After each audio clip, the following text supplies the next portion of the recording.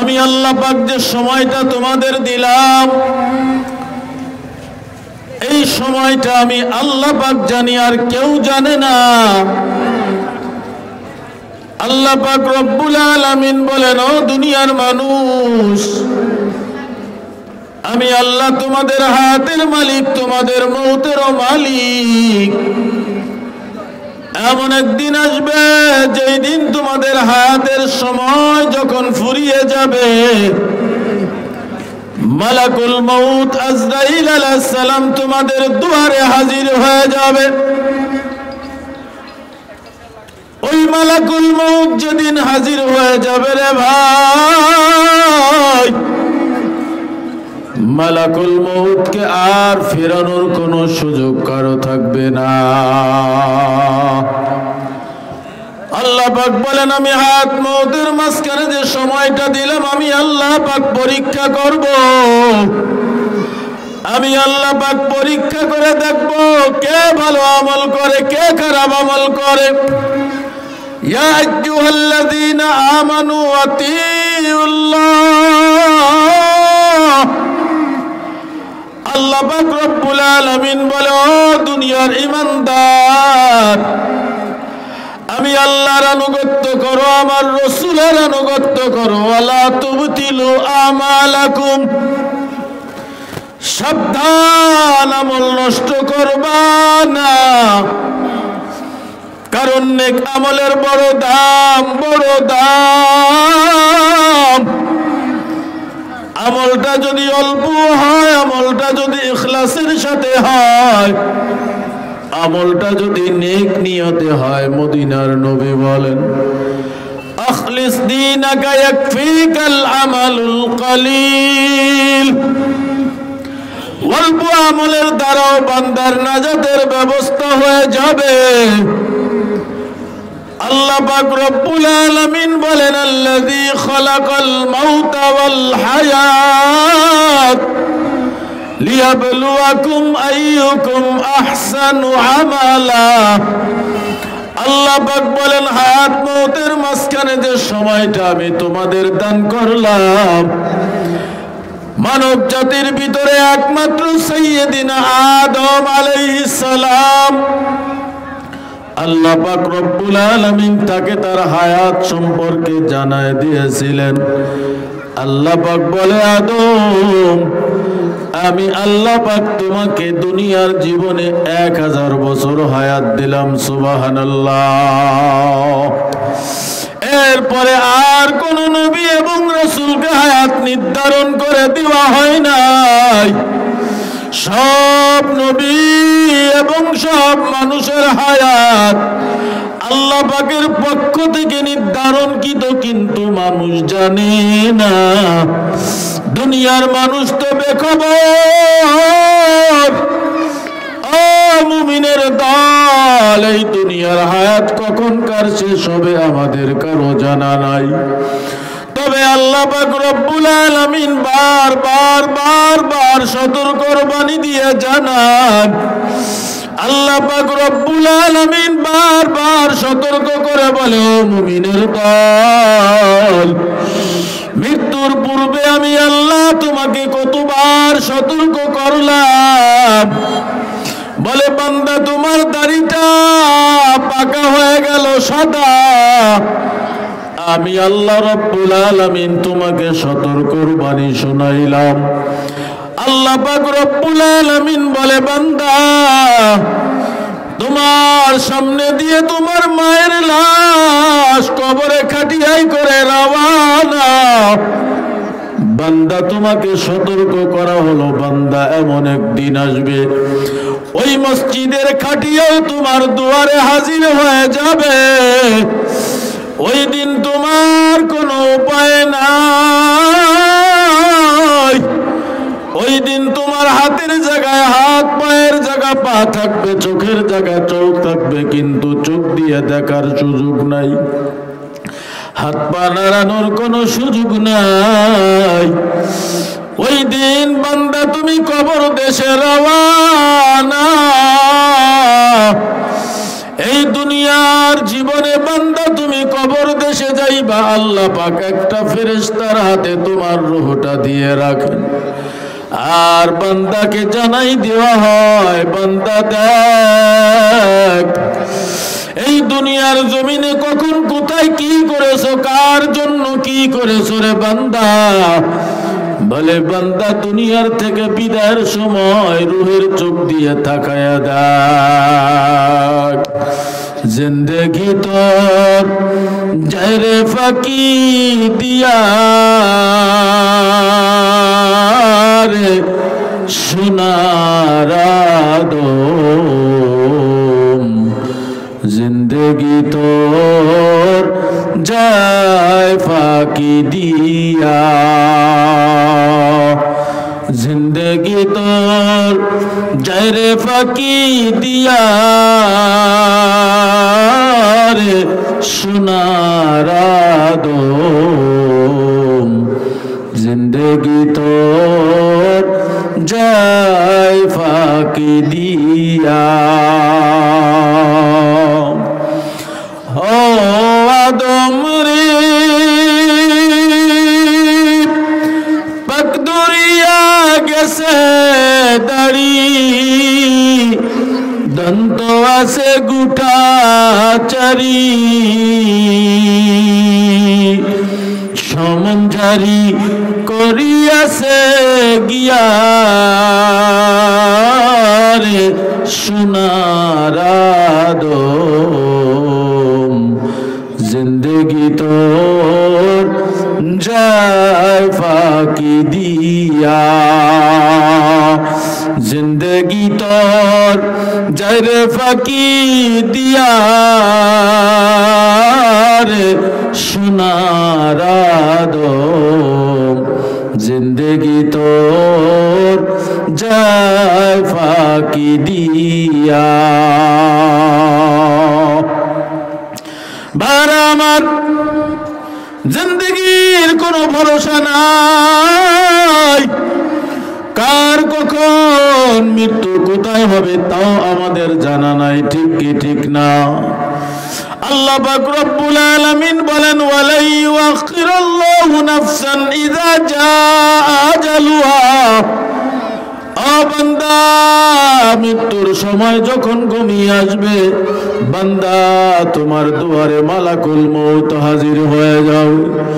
আল্লাহর পয়গম্বর হযরত সুলাইমান আলাইহিস সালাম আল্লাহর ঘর বাইতুল মুকদ্দাস নির্মাণ কাজ করাইতেছেন, জিন্নাত দিয়া আল্লাহর পয়গম্বর হযরত সুলাইমান আলাইহিস সালাম বাইতুল মুকদ্দাস নির্মাণ করতেছে। আমার আল্লাহর পক্ষ থেকে অর্ডার হয়ে গেল, আরে আজরাইল আমার নবীকে আমার সালাম দাও, আমার নবীর সময় ফুরিয়ে আসছে, দুনিয়ার থেকে বিদায় নিতে হবে।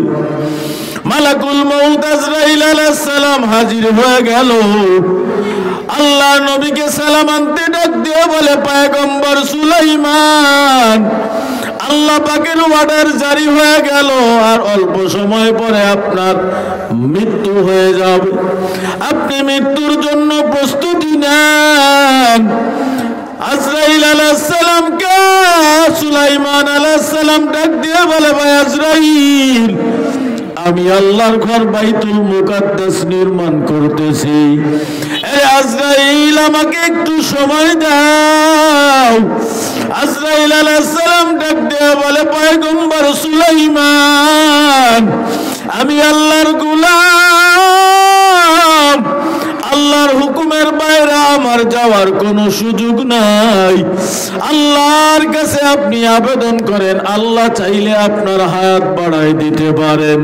পয়গম্বর সুলাইমান আমার আল্লাহকে ডাক দিয়ে বলে, আল্লাহ, আপনি দেখতেছেন আপনার ঘর বাইতুল মুকদ্দাস আমি নির্মাণ করি, আল্লাহ আপনি আমার হায়াতটা একটু বাড়া দেন। এই জিন্নাত দিয়ে আপনার ঘর নির্মাণ করতেছি, নির্মাণ কাজ সমাপনের আগে যদি আমার মৃত্যু হয়ে যায়, আমার মৃত্যুর কোনো ভয় নাই, বেঁচে থাকার কোনো আশা নাই, তবে অনুরোধ করি রে দয়ার মালিক, মালিক আপনার ঘরের কাজটা সম্পন্ন করে যায়, আপনি আমার হায়াতটা একটু বাড়া দেন। আল্লাহ পাক ডাক দিয়ে বলে, পয়গম্বর সুলাইমান, হায়াত নির্ধারিত বাড়ানোর কোনো সুযোগ নাই, তবে আমি আল্লাহ তোমাকে একটা বিষয় বলতেছি। আরে সুলাইমান, তুমি গিলাস দিয়ে একটা ঘর নির্মাণ করো, লাঠির উপরে ভর করিয়া বাইতুল মুকাদ্দাসের দিকে তাকায় থাকবা। ওই সময় তোমার ইন্তেকাল হয়ে যাবে, আমি আল্লাহ তোমার লাশটা হেফাজত করব। ও সুলাইমান, ওই জিন্নাতরা কাজ করতে থাকবে, তুমি ঘরের দিকে তাকাই থাকবা। ও সুলাইমান, আমার ঘরের কাজ আমি আল্লাহ জিন দিয়ে করায় নিব। কুল ইন্নাল মাউতাল্লাযী তাফিররুনা মিনহু ফাইন্নাহু মুলাকীকুম। আমার আল্লাহ ডাক দিয়ে বলে, ও পয়গম্বর, আপনি আমার বান্দাদের কি জানায়া দেন, আমার বান্দা মৃত্যুর থেকে পলায়ন করে, আমার বান্দা মৃত্যুর থেকে বাঁচতে চায়, আমার বান্দা অসুস্থ হইলে হাসপাতাল ক্লিনিকে যায়। ও নবীর উম্মতের দল, আল্লাহ পাক রব্বুল আলামিন ডাক দিয়ে বলে, পয়গম্বর, আপনি আপনার উম্মতদেরকে জানায়া দেন, মৃত্যুর থেকে পালানোর কোনো সুযোগ নাই, মৃত্যু তার নিঃসময় উপস্থিত হয়ে যাবে। মৃত্যুর থেকে পালানোর জন্য বান্দা যদি আকাশে উঠিয়া যায়, সমুদ্রের তলদেশেও যদি পালায়, পাহাড়ের গুহার ভিতরেও যদি পালায়, মালাকুল মউত আজরাইল আলাইহিস সালাম সেখানেও হাজির হয়ে যাবে।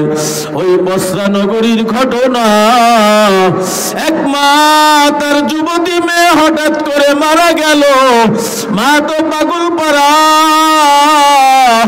ওই যুবতী মেয়ে মায়ের বড় আপন, মায়ের সাথে থাকে, মায়ের কাজের সহযোগিতা করে, মায়ের সাথে সন্তানের এত মহব্বত ভালোবাসা, মা খানা দানা ছেড়ে দিল ওই সন্তানের জন্য, মেয়ের জন্য। এক পর্যায়ে তাকে জানাজা দিয়ে দাফন কাফন করা হলো, কিন্তু মায়ের মনে মানে না, যেই মেয়ে আমার কাছে রাত্রি যাপন করতো, আমার সামনে থাকতো, আজ আমার মেয়ে আমার থেকে আলাদা হয়ে গেল। ওই অন্ধকার কবরে রাখিয়া আসা হলো, আমার মেয়ের না জানি কি উপায়, আমার মেয়ে কি জান্নাতি না জাহান্নামী তাও তো আমার জানা নাই। এই জন্যই মা পাগল পারা হইয়া যে আলেম পায় তাদের কাছেই জিজ্ঞাসা করে, ও আল্লাহর বান্দা, বলো আমার মেয়ের কি হালাত, আমার মেয়ে কবরের ভিতরে কেমন আছে?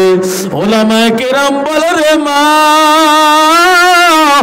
তোমার মা তোমার মেয়ে দুনিয়ার থেকে বিদায় নিয়ে গেল, কবরবাসী হয়ে গেল, কবরের কোন হালাতটা তো আমরা বলতে পারি না। দুনিয়ার হালাত আর কবরের হালাত আলাদা। এক পর্যায়ে ওই মা হযরতে হাসান বসরি রাহমাতুল্লাহ আলাইহির দরবারে হাজির হয়ে গেল। পর্দার আড়ালে থাকিয়া হুজুরকে ডাক দিয়ে বলে, হাসান বসরি, আমি একজন বসরা নগরীতে বসবাস করি, আমার মতো দুঃখিনী মা নাই, আমি মায়ের সামনে আমার যুবতী মেয়েটা দুনিয়ার থেকে বিদায়, ও আল্লাহর ওলি, আপনার কাছে আসছি, একটু আপনি যদি বলে দিতেন আমার মেয়ে কবরের কি হালাত, আমার মেয়ে কি জান্নাতি না জাহান্নামে, যদি একটু বলতেন। আল্লাহর ওলি ডাক দিয়ে বলে, রে মা, এই অবস্থা আমি কেমন করে বলবো, আমার তো জানা নাই। আল্লাহর বান্দি ডাক দিয়ে বলে হুজুর কোন আমল আছে নাকি যে আমল করলে আমি আমার মেয়েকে স্বপ্নে দেখতে পারি? একবার যে হাসান বসরি রাহমাতুল্লাহি আলাইহি তিনি ডাক দিয়ে বলে ও মা যাও তুমি বাড়ি ফিরিয়া যাও, আজ রাত্রি বেলা পাক পবিত্র অবস্থায় ওযু করিয়া পাক পবিত্র হইয়া যায় নামাজ বিছায়া ও মা তুমি ঈশার নামাজটা আদায় করবা। ঈশার নামাজটা আদায় করিয়া ওই যাই নামাজে বসিয়া রে মা ওই ঈশার নামাজটা যখন পড়া সম্পন্ন হয়ে যাবে 4 রাকাত নফল নামাজের নিয়ত করবা। প্রত্যেক রাকাতে সূরা ফাতিহা তেলাওয়াত করবা আর সূরা তাকাসুর তেলাওয়াত করবা। আলহাকুমুত তাকাসুর হাত্তা সুরতুমুল মাকাবির কাল্লা সাউফা তা'লামুন সুম্মা কাল্লা সাউফা তা'লামুন কাল্লা লাউ তা'লামুনা ইলমাল ইয়াকিন লাতারাবুন্নাল জাহিম সুম্মা লাতারাবুন্নাহা আইনাল ইয়াকিন সুম্মা লাতুসআলুন্না ইয়াওমাইযিন আনিন নাঈম। ও মা তুমি এইভাবে আমল করবা। নামাজটা সমাপনের পর যাই নামাজে বসিয়া ইস্তিগফার পড়বা, আল্লাহর নবীর শানে দুরূদের আমল করতে থাকবা। এক পর্যায়ে ওই জায়গায় ঘুমাইয়া যাইবা। আল্লাহ পাক যদি চান ঘুমের ঘরে তোমার মেয়েকে স্বপ্নেও দেখাই দিতে পারেন। আল্লাহ পারেন কি পারেন না?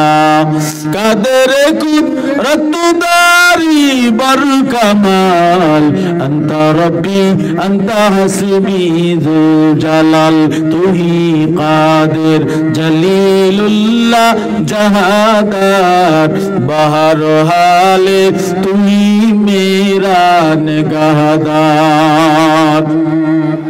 আল্লাহর বান্দি বাড়ি যাইয়া রাত্রিবেলা ঈশার নামাজটা আদায় করিয়া ওই নিয়ম অনুযায়ী বান্দা ঈশার নামাজ পড়ে 4 রাকাত নফল নামাজ পড়িয়া ইস্তিগফার দুরূদ আমল করিয়া বান্দি যায় নামাজে ঘুমায়। ঘুমের ঘরে আমার আল্লাহ ওই বান্দিকে স্বপ্নে দেখায়। আল্লাহর বান্দি তাকায় দেখে তার মেয়েটা জাহান্নামের আগুনে দাউ দাউ করে জ্বলতেছে। চতুর্দিকে শুধু আগুন আর আগুন। ওই স্বপ্ন দেখে ওই মা চিৎকার করিয়া ঘুম থেকে ভেঙে যায়। এক পর্যায়ে সকালবেলা ফজরের নামাজটা আদায় করিয়া আল্লাহর ওলি হাসান বসরি রহমাতুল্লাহি আলাইহি বাড়ির সামনে যাইয়া পর্দার আড়ালে থাকিয়া আল্লাহর ওলিকে ডাক দিয়ে বলে আল্লাহর ওলি এতদিন আমার মেয়েকে দেখি না, এক অবস্থায় ছিলাম আমার মেয়ে জান্নাতি না জাহান্নামী, কিন্তু আপনি আমল দিয়ে গেছেন। আমল করার পর রাত্রিবেলা স্বপ্ন দেখি আমার আল্লাহ আমাকে স্বপ্ন দেখা দিলেন আমার মেয়েটা আগুনের ভিতরে জ্বলতেছে। আল্লাহর ওলি এখন তো আমার আরো কষ্ট। ওই মেয়েটা মা মা বলে চিৎকার করে। ও আল্লাহর ওলি আমি তো সইতে পারি না। হাসান বসরি রহমাতুল্লাহি আলাইহি ডাক দিয়ে বলে রে মা বাড়ি যাও, বাড়িতে যাইয়া তোমার সাধ্য অনুযায়ী তোমার মেয়ের নামে কিছু সদকা করে দাও। আল্লাহ পাক হতে পারে ওই দান সৎকার বিনিময়ে আমার আল্লাহ তোমার মেয়েকে মাফ করে দিতে পারে। এক পর্যায়ে আল্লাহর বান্দি বাড়িতে যাইয়া সাধ্য অনুযায়ী কিছু আল্লাহর রাস্তায় সদকা করে দিল। রাত্রিবেলা হাসান বসরি রাহমাতুল্লাহি আলাইহি ইবাদত বন্দেগী করার পর আল্লাহর বান্দা যখন ঘুমিয়ে গেল আল্লাহর ওলি স্বপ্ন দেখতেছে জান্নাত। ওই জান্নাতের ভিতরে একজন রমণী বলে জান্নাতি একটা সুন্দর চেয়ারের উপরে বসা, জান্নাতি সুন্দর পোশাক পরিহিত। আল্লাহর বান্দিকে ওই মহিলা ডাক দিয়ে বলে হে হাসান হাসান আতারিফু মান আনা, হে হাসান তুমি কি আমাকে চিনো? আল্লাহর ওলি হাসান বসরি রহমাতুল্লাহ আলাইহি ডাক দিয়ে বলে, রে আল্লাহর বান্দি, কাইফা আরিফুকে ওয়ালাম আরাকে কবলা হাযা, ও আল্লাহর বান্দি আমি তো তোমাকে জীবনে কোনোদিন দেখি নাই, আমি তোমাকে কেমন করে চিনতে পারি? ওই মহিলা ডাক দিয়ে বলে, আল্লাহর ওলি, আপনার কাছে একজন মহিলা আসছিল, তার মেয়ে দুনিয়ার থেকে বিদায় হয়ে গেল কবরবাসী, তার অবস্থা জানার জন্য আপনার কাছে আসছিল। আল্লাহর ওলি, আমি হইলাম সেই দুঃখিনী মায়ের সন্তান। আল্লাহর ওলি হাসান বসরি ডাক দিয়ে বলে, রে মা, তোমার মা তো স্বপ্ন দেখেছে তোমাকে জাহান্নামের ভিতর, ও মা তুমি কিভাবে জান্নাতের ভিতরে আসলা? আল্লাহর বান্দি ডাক দিয়ে বলে, হুজুর, আমার মাকে আপনি আমার নামে কিছু দান সদকা করার জন্য ওসিয়ত করেছিলেন, আমার মা বাড়িতে যাইয়া আমার নামে কিছু দান সদকা করেছিল, আমার আল্লাহ আমার মায়ের দান কবুল করিয়া আমার আল্লাহ আমাকে জাহান্নাম থেকে মুক্তি দিয়া আমার আল্লাহ আমাকে জান্নাত দান করেছেন। বেস্তে আযা কে আজারে নবাশত কাছে রাবা কাছে কারে নবাশত। জান্নাতে চাই, যাইতে চাই কি চাই না? জান্নাতে যদি চাইতে হয় আমার আল্লাহ পাক রব্বুল আলামিন বলেন, ও বান্দা আমি আল্লাহ তোমাদের আমলের পরীক্ষা নিব। বলে কি আমলের পরীক্ষা? আল্লাহ বলেন ভালো আমলের পরীক্ষা নিব। বান্দা তোমাকে আমি আল্লাহ পাক পরীক্ষা নিয়ে দেখব কার আমল কত সুন্দর। আল্লাযী খালাকাল মাউতা ওয়াল হায়াতা লিয়াবলুয়াকুম আইয়ুকুম আহসানু আমালা। ভালো আমলের পরীক্ষা নিব আমি আল্লাহ, কে ভালো আমল করে কে খারাপ আমল করে। বান্দা তুমি দুনিয়ায় যেই আমল করো না কেন প্রত্যেকটা আমল তোমার লিপিবদ্ধ হইতেছে। কিরামান কাতিবিন ফেরেশতা বলে তোমার আমলগুলো লিপিবদ্ধ করতেছে। আমি আল্লাহ রব্বুল আলামিন কিয়ামতের ময়দানে তোমার আমলনামা তোমার হাতে দেয়া হবে। নবীর উম্মতের দল আল্লাহ নবী বিশ্ব নবী ডাক দিয়ে বলে, উম্মত ইযা উযিয়াল মাইয়িতু ফি কবরিহি জাআল কুরআনু ইনদা রাসিহি। মাইয়াতকে যখন কবরস্থ করা হয়, আপনজন আত্মীয় স্বজন যখন কবর দিয়ে চলে যায়, মদিনার নবী বলেন দুইজন ফেরেশতা কবরে হাজির। ওই বান্দাকে বসাইয়া তিনটা প্রশ্ন করা হয়, মার রাব্বুকা মা দীনুকা মান নাবিয়ুকা। বলো তোমার রবকে, তোমার ধর্ম কি, তোমার নবীর পরিচয় দাও। এক পর্যায়ে বান্দা যদি দিনদার হয়, আল্লাহওয়ালা হয়, আমার আল্লাহর খাঁটি গোলাম হয়, নবীর সুন্নতের আশিক হয়, দুনিয়ায় থাকতে যদি রবের গোলামি করে যেই থাকে, দুনিয়ায় থাকতে যদি ইসলাম অনুযায়ী জীবন যাপন করে যেয়ে থাকে, দুনিয়ায় থাকতে যদি রাসূলের সুন্নাত তরিকায় আমল করে যেয়ে থাকে, ওই বান্দা বলবে রব্বি আল্লাহ দীনি আল ইসলাম হাযা মুহাম্মাদুর রাসূলুল্লাহ। ওই বান্দা বলবে রব আমার আল্লাহ, ধর্ম আমার ইসলাম, আমার আদর্শের প্রতীক মুহাম্মাদুর রাসূলুল্লাহ। আল্লাহর পক্ষ থেকে জবাব হয়ে যাবে, ও ফেরেশতারা আমার বান্দাকে আর ডিস্টার্ব করবা না। আমার বান্দা সঠিক জবাব দিয়েছে, আমার বান্দার কবরে জান্নাতি বিছানা বিছা দাও, আমার বান্দার কবরে জান্নাতি পোশাক বান্দাকে পরা দাও, জান্নাতি নাজ নিয়ামত দিয়া বান্দার কবরটা ভরে দাও, ওই জান্নাতের সাথে আর কবরের সাথে যোগাযোগ করে দাও। জান্নাতি ঠান্ডা বাতাস আর সুবাস আসতে থাকবে। ওই বান্দা কবরে আরামে ঘুমায়। কিয়ামত পর্যন্ত ইসরাফিল আলাইহিস সালাম সিংহায় ফুৎকার দেওয়ার আগে ওই বান্দাকে আর কেউ ডিস্টার্ব করবে না। পক্ষান্তরে বান্দা যদি জবাব দিতে না পারে রে ভাই, আল্লাহ নবী রহমতের ছবি রাখ দিয়ে বলে, উম্মত আল কবরু রাউযাতুম মির রিয়াজিল জান্নাহ আও হুফরাতুম মিন হুফারিন নার। কারো কবর হবে জান্নাতের বাগান, আবার কারো কবর হবে জাহান্নামের গর্ত সমূহ থেকে একটা গর্ত। কার কবর জান্নাতের বাগান? ইমানদার নেক আমলওয়ালার কবর হবে জান্নাতের বাগান, গুনাহগার বেঈমানের কবর জাহান্নামের গর্ত। নবীর উম্মতের দল, ওই কবর বড় ভয়ঙ্কর।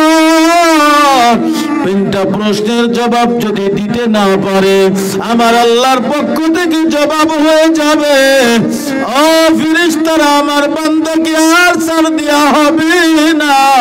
দুনিয়ায় থাকতে আমি আল্লাহ আমার বান্দাকে অনেক ছাড় দিয়েছি। আল্লাহ পাক রাগান্বিত হইয়া আমার আল্লাহ কবরের মাটিকে ডাক দিয়ে বলবি, রে কবরের মাটি, আরে কবরের মাটি, এমন জোরে ওই গুনাহগার বেঈমান কি চাপ দাও। কবরের মাটি এমন জোরে চাপ দেবে রে বাবা, পাজরের হাড় গুলো চুরমার হয়ে যাবে। এরে বান্দা, কবরের আযাব তো সাধারণ ব্যাপার, কবরের আযাব তো মাত্র শুরু হবে। আসল আযাবের জায়গা হাসরের মাঠ, কিয়ামতের ময়দান। ওই দিন আমার আল্লাহর বিচারের আদালত কায়েম হয়ে যাবে। এরে পর্দার অন্তরালের মা, ও বৃদ্ধ বাবাজিরা, ও যুবক ভাই, এরে পর্দার অন্তরালের মা, মনটা কি চায় না রে মা একজন আলেমের মা হয়ে কবরে যাও, একজন হাফেজে কোরআনের মা হয়ে কবরে যাও। মৃত্যুর পরে সন্তান জানাজার ইমাম হয়ে যাবে। এরে মা বলো, এর থেকে আর বড় পাওয়া তোমার কি হতে পারে? এরে পর্দার অন্তরালের মা, তুমি তো সাধারণ মা না, তুমি তো নবীদের মায়ের মতো মা, তুমি তো ওলিদের মায়ের মতো মা, তুমি তো সাহাবায়ে কিরামদের মায়ের মতো মা। এর মা মনটা কি চায় না একজন হাফেজে কোরআনের মা হয়ে কবরে যাও? আল্লাহ নবী, বিশ্ব নবী, রহমতের ছবি, মদিনার নবী ডাক দিয়ে বলো, নারীর দল, আল মারআতু ইযা সাল্লাত খামসাহা ওয়া সামাত শাহরাহা ওয়া আহসানাত ফারজাহা ওয়া আতাআত বালাহা। আল্লাহ নবী ডাক দিয়ে বলে, যেই মহিলার ভিতরে চারটা গুণ পাওয়া যাবে, আল্লাহ নবী ডাক দিয়ে বলে, কিয়ামতের ময়দান যেদিন কায়েম হয়ে যাবে, ফেরেশতারা ডাকতে থাকবে, দুনিয়ায় থাকতে যে চারটা গুণ যেই মা যেই বোন অর্জন করে যাইতে পারবে। এক নম্বরে আল্লাহ নবী বলেন 5 বেলার নামাজ, 2 নম্বরে রমজান মাসের রোজা, 3 নম্বরে নিজের ইজ্জতের হিফাজত, পর্দা পুশিদা অনুযায়ী চলা। আল্লাহ নবী বলেন 4 নম্বরে স্বামীর খেদমত করা। এই 4টা গুণ যদি কোনো মা বোন অর্জন করতে পারে, কিয়ামতের ময়দানে আমার আল্লাহ ওই মা বোনদের জন্য জান্নাতের 8টা দরওয়াজা খুলে দিবে। যে কোনো দরওয়াজা দিয়া চায় ওই মা জান্নাতে প্রবেশ করবে। জান্নাতের চাবি আমার মা, মা গো, জান্নাতের চাবি আমার মা, জান্নাতের চাবি আমার মা, ও মা গো, জান্নাতের চাবি আমার মা। ওই জান্নাত যদি পাইতে হয়, আল্লাহ আল্লাহর বিধান রাসূলের তরিকায় আমল করতে হবে। ঈমানটা মজবুত করে আগাও, নেক আমল করো, আর গুনাহ করব না, আর বেপরদায় চলবো না, আর নাফরমানি করব না। আল্লাহর কাছে তওবা করি, ও দয়ার মালিক, এই জীবনে কত অন্যায় করেছি, আর অন্যায় করব না। আল্লাহর নবীকে আর কাঁদাবো না, সুন্নতের বাইরে চলবো না, মা বাবার নাফরমানি করব না। তওবার যদি নিয়ত থাকে, খাঁটি তওবার নিয়তে দুটো হাত আল্লাহকে দেখায় দে। নারায়ে তাকবীর, নারায়ে তাকবীর। আয় আল্লাহ আমাদের সকলের হাতগুলো কবুল করে নেন, 5 ওয়াক্ত নামাজি বানা দেন, আপনার খাঁটি বান্দা রাসূলের কাছে আশিক উম্মত বানায় দেন। আয় আল্লাহ গুনাহ থেকে তওবা করতেছি, আয় আল্লাহ আমাদের জীবনের সব গুনাহ খাতাগুলি maaf করে দেন, মা বাবার খিদমতের তৌফিক দান করেন। আয় আল্লাহ আমাদের সকলের তওবা কবুল করেন, আমিন। হাত নামাই।